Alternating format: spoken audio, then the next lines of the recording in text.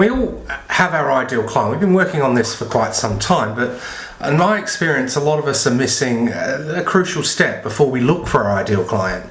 And I ignored this for years, and when I put this one step in place, before I said, okay, from there, where's my ideal client, things started happening. But let's just take a look at it from the perspective of cake. I want to make a pavlova. I love pavlova, and I mean, you know, I can make it, kind of. But here's the problem. Here's the tin I've got. I've only got that much sugar. Okay, there's a little bit more brown sugar there, fine. It's a bit of plain flour, but I've got no eggs. So my perfect dessert, just like your perfect client, is pavlova, but I can't make pavlova because the ingredients I've got isn't available. So what we need to do to find our ideal client is work out what ingredients are there, or what pool of clients we have, before we start looking at, from that pool, who's the perfect client.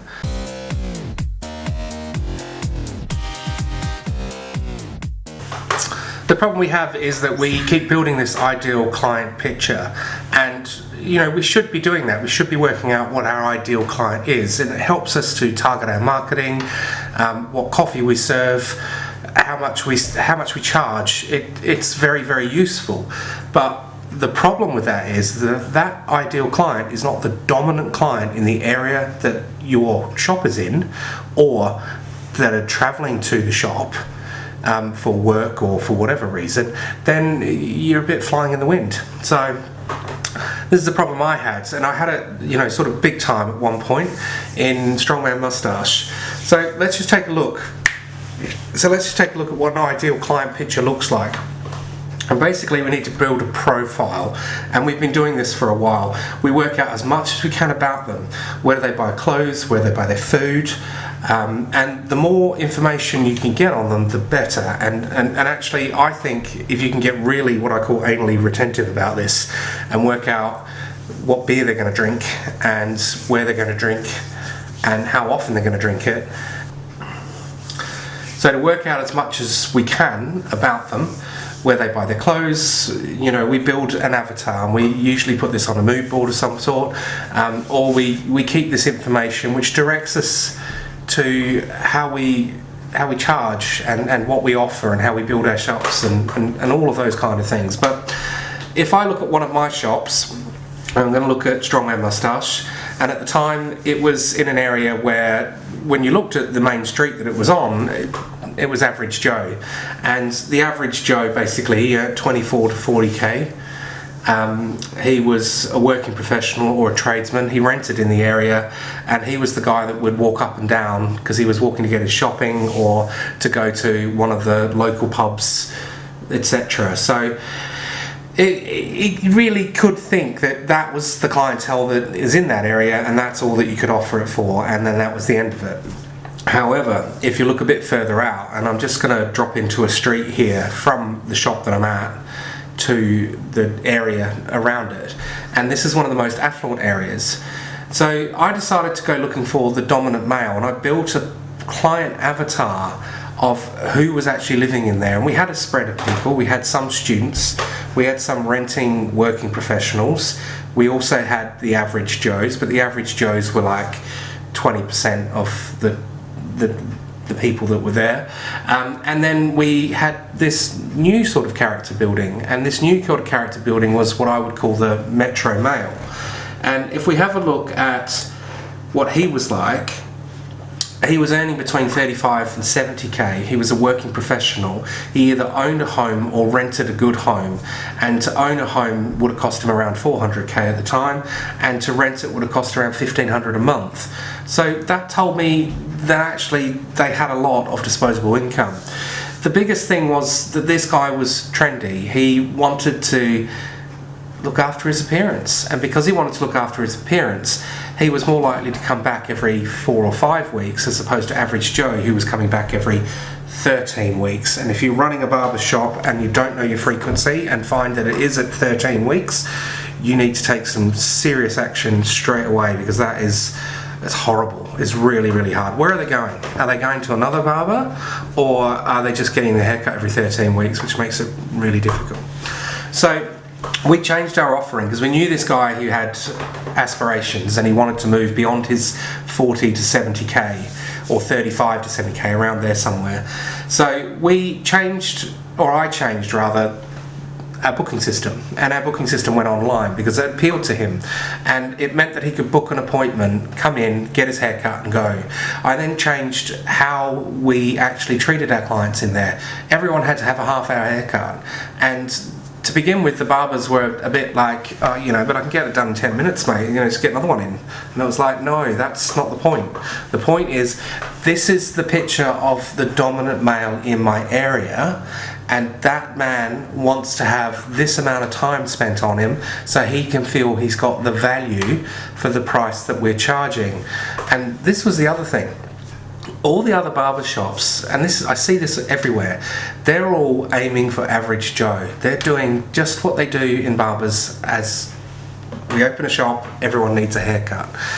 I put the price up, and I made sure that I was always 15% more expensive than anyone else in the street, with a half-hour appointment, with the booking system, with the training behind it.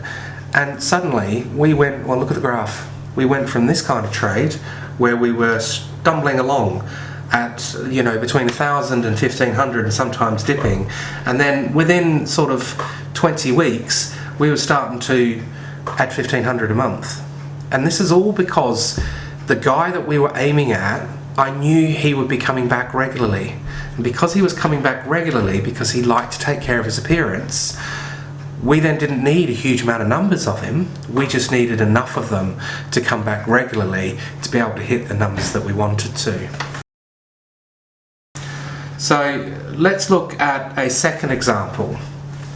And the second example is the Barber Brown, which is or was a gender-neutral salon. Now, the people that lived in the area around there were predominantly students. There were people that was working in the area who were working professionals, again, sort of around the 35 to 70k income mark. And you know, it was starting to become an area where people were actually moving into the areas, sort of young and funky, and you know, the trendy guys that would hit the nightclubs on the weekends and things.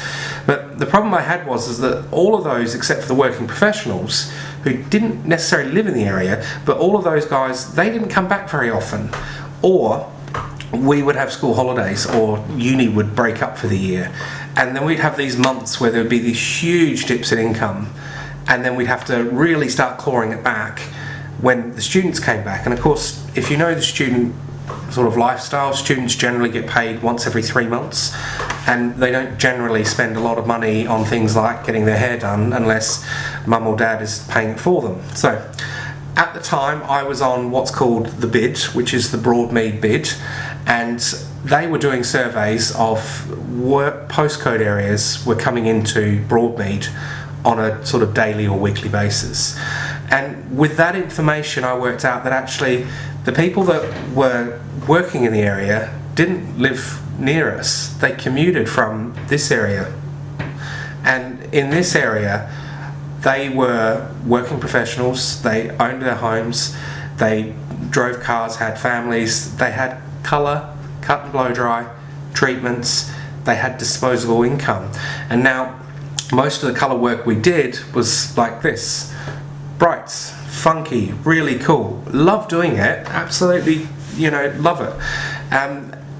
But there wasn't enough of them. Even in Bristol, with 500,000 people, there wasn't enough of them to share between the other salons that were doing it and mine. So I started targeting those people out there, and it was quite simple. I targeted them through flyers, and then I knew that they commuted on the bus, so I started putting ads in the paper that went into the bus, and I started like really pointing out the only pinch point that I could see between those clients coming to us and not coming to us, and that was time.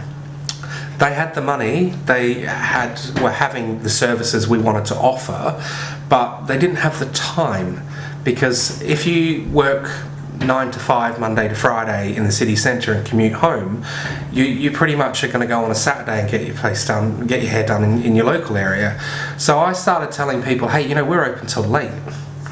And you know, we then started, well, I think it was around about the same amount of time. It was sort of 15 to 18 weeks, and it was probably 3 or 4 sort of loops or cycles of that marketing. But eventually we started getting these people who would sometimes leave work early, and instead of having crickets in the evening where no one was coming in because all the students were at the bar, we started getting these working professionals coming in the evening time.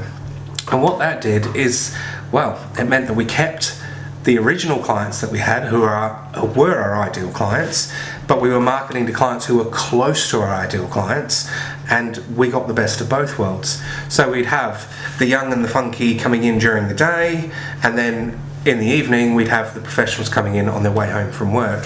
And this is the point of the video. We can build an ideal client profile, which is brilliant, and we should be doing it. But if that ideal client profile is not in the area or doesn't travel to the area regularly, then it's going to take you a long time to build your business or to grow your business. And generally when we do our ideal client, we do it based on a specialism, like colour specialist or beard specialist, or whatever yours, curly hair specialist is another one. The more specialist you become, the smaller that pool of people that live in the area you're going to attract. And it's simple. My personal opinion, I have advertised beard specialist and I have advertised colour specialist, but I'm a hairdresser. I was taught to be a hairdresser and a barber back in the early 90s, late 80s, and that's my specialism. My specialism is hairdressing. I'm able to do all of it, and I made sure my staff were able to do all of it because I trained them to do all of it. So if you're doing that training and you're appealing to the clients that are there as well as the clients that are your ideal client, then you're going to have a much stronger business, and it's going to be a lot easier to get through those tough months, and especially with the recession that's coming, because it is coming. It's worth really having a good look at this exercise. Thanks for watching, and join us for the next one. If you're enjoying this, or if you've got anything that you want me to comment on, please put a comment in the bottom. And of course, if you've made it this far, then obviously you are really into your hairdressing. Feel free to subscribe because it really would help me out. Thank you very much.